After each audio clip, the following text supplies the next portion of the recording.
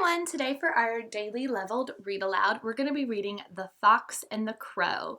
And this is retold by Joanna Corba, and it's illustrated by Wallace Keller. And normally we know if it's retold that this means this story is inspired of a folktale or a story that's been told a lot of times by other people.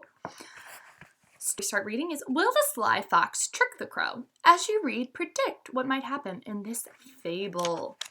The Fox and the Crow. One bright sunny morning, a fox was trotting through the woods.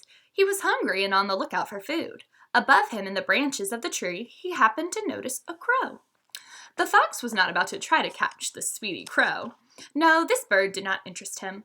What did interest him was the large piece of cheese that she was holding in her beak.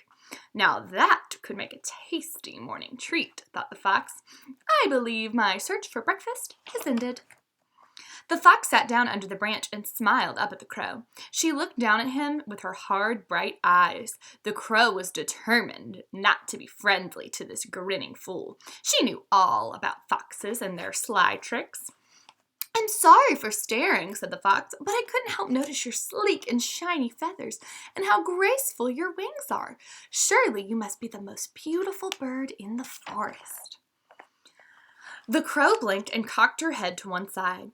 The cheese was tightly clamped in her beak. She knew, of course, that foxes were not to be trusted.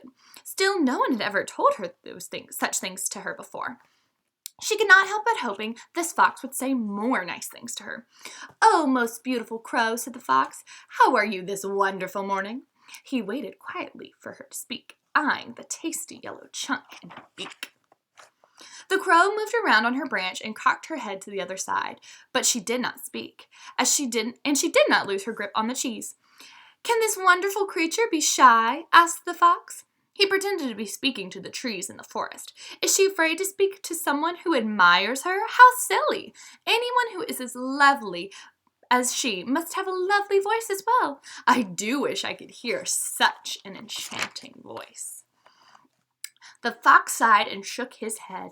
Then he sneaked a look up at the crow. She was leaning down eagerly, her bright eyes shining bright. Clearly she wanted to hear more. What I wouldn't give to hear such a marvelous creature sing a few notes. Just one little song, the fox cried. I would gather all the flowers in the forest and lay them at her feet. He looked up at the crow with pleading eyes. Oh, please, queen of all birds, please sing for me just once. This was too much for the crow. She had always thought she was special, but no one else in the forest seemed to appreciate her. Now here was a clever fox calling her a queen. She must prove that he was right. Then everyone in the forest would agree. She would not only be queen of all birds, she would be queen of the whole forest as well.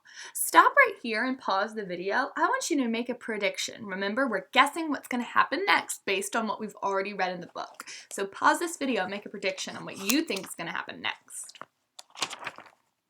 So she opened up her beak as wide as she could and sang out loudly, caw, caw, caw, she screamed, and down fell the cheese, right into the waiting mouth of the hungry fox. The fox quickly gulped down the cheese and licked his lips. Many thanks for the tasty breakfast treat, he called to the crow as he trotted off. Then he stopped and looked back at the astonished bird.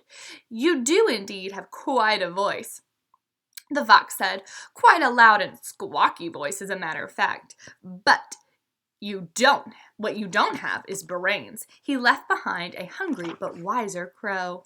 Moral, do not let yourself be fooled by false flattery. All right, you guys, I'm going to put the response questions in the description box of this video, as I always do. You can either write them down in a journal or on a spare sheet of paper, or you can discuss them with someone or just think about them to yourself to make sure that you are not only reading, but comprehending and understanding what you read. I hope you guys enjoyed The Fox and the Crow, and I will see you guys in the next one. Bye!